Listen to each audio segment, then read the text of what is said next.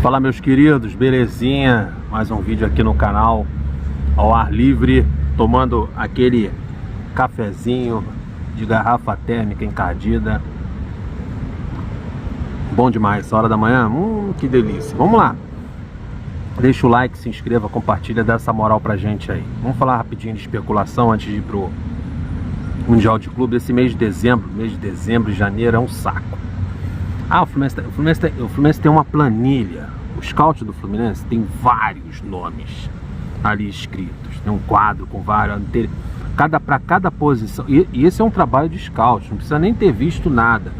É o mais correto a se fazer. Tem uma posição de goleiro, fulano, ciclano, beltrano, tá ali. Está sendo sondado, está sendo observado a situação contratual daquele jogador. O jogador que está sem contrato, o jogador que está livre para ser emprestado, está livre no mercado, jogador que interessa, tá tudo ali na planilha da galera do scout.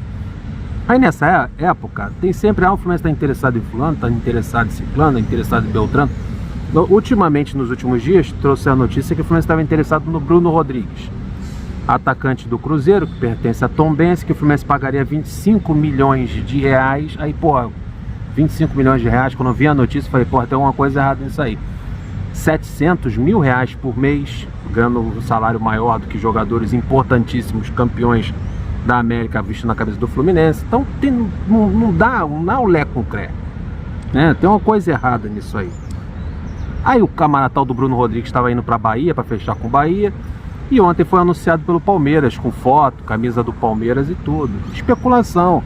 Essa época tem muito isso, tem a fake news e tem os interesses, que o que vale é o que está escrito, é o que está no papel, é o contrato assinado. Enquanto não assinar o contrato, fica na especulação. O cara estava indo para o Fluminense, depois estava indo para o Bahia, e ontem assinou com o Palmeiras, o tal do Bruno Rodrigues, centroavante. O Palmeiras está revoltado por causa dessa contratação, esperavam coisa melhor. O Palmeiras tem dinheiro para isso. O Fluminense está recebendo muita grana do Mundial de Clubes, vai receber um dinheiro interessante. Então o Fluminense está fazendo um caixa bem maneiro para a próxima temporada. Que o Fluminense saiba utilizar esse dinheiro com sabedoria. Ok? É isso que importa, sabedoria. Saber utilizar xerém para economizar, para valorizar o seu ativo. E quando for comprar certeiramente. O que a gente sabe é que o planejamento é o mesmo desse ano de 2023. O planejamento para 2024 é o mesmo do 23. Que é o quê? Contratar jogadores em final de contrato, livre no mercado, com empréstimo e com opção de compra. O caminho é esse. É a mesma coisa lá do goleiro Marcelo Lomba. O Fluminense está interessado no reserva para o goleiro Fábio. O Fluminense quer o Marcelo Lomba. O Fluminense vai fechar com o Marcelo Lomba. Está próximo de fechar, está bem adiantado. O camarada foi lá e renovou o contrato com o Palmeiras. Especulação, interesse, não quer dizer que vai contratar. Tá lá Marcelo Lomba no Palmeiras e Bruno Rodrigues, né? Bruno Rodrigues acertou com o Palmeiras até 2028. Agora vamos falar do Fluminense. Segundo informações do Diário Esporte, o André, volante André, está sendo observado há meses pelo Deco, que jogou camisa 20, que jogou pelo Fluminense, atual diretor esportivo do Barcelona.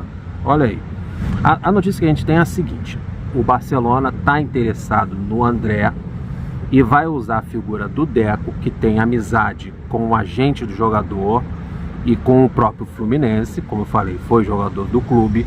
Então quer aproveitar essa porta aberta para facilitar a negociação, a transferência do André para o Barcelona. E o Deco seria, ele que é diretor lá do Barcelona, uma pessoa muito influente também, ex-jogador do Barcelona, então quer utilizar a figura do Deco para fechar a contratação do André. Então é mais um grande clube em que o André vai poder escolher onde jogar. Acho que é um lugar muito especial para um jogador de futebol, ainda mais da categoria do André. O André, ele se encaixa muito bem na forma do Barcelona jogar, desde a época do Pep Guardiola, que é o do toque de bola. É uma escola que o Barcelona criou, começando com o Pep Guardiola, de tic-tac, de toque de bola. O André se encaixaria perfeitamente no Barcelona. Numa futura transferência, na ida dele para a Europa, acho que o Barcelona seria um caminho interessante para o André. E que o Barcelona tem dinheiro para fazer essa transferência, e realmente a transferência do André para a Europa seja a maior venda da história do Fluminense Futebol Clube. Então o Barcelona é mais um a pegar a senha e entrar na fila dos interessados na contratação desse volante espetacular, né? O André, no último jogo da semifinal do Mundial de Clubes, ganhou o troféu lá do melhor em campo, dado pela FIFA. Se ele continuar assim, mais gente vai aparecer, mais clubes interessados pelo jogador. Nada concreto ainda, mas após o Mundial deve ter propostas sim. Agora vamos falar um pouquinho do Mundial. Após o jogo contra o time japonês, o Manchester City, um jogador foi entrevistado, o Matheus Nunes, jogador titular da equipe do City. Ele é um luso brasileiro. Eu não sabia que ele tinha familiares em São Gonçalo. Aí ele acabou confessando que é flamenguista, que a família dele toda é flamenguista, que vai ter Fla-Flu no final do Mundial. Achei interessante isso. Ele deve estar vivendo muito tempo na Europa, né? Ele é luso brasileiro, então estava vivendo em Londres. Ele deve se informar um pouquinho o que acontece ele deve saber, né, o que acontece quando a gente enfrenta o Flamengo. Vamos ver. O Matheus Nunes, se é Fla-Flu, Matheus, deixa eu te falar um negócio. Se você levar a final do Mundial de Clubes como se fosse um Fla-Flu, a chance de você quebrar a cara é muito grande. Que ganhar Fla-Flu é normal.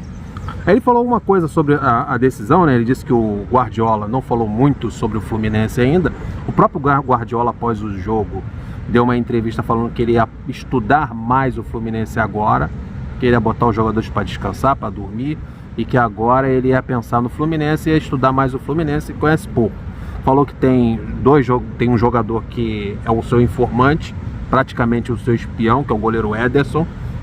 Segundo ele, o Ederson conhece o Fernando Diniz, conhece a forma do Fluminense jogar, e o Ederson que está trazendo essas informações do Fluminense para ele.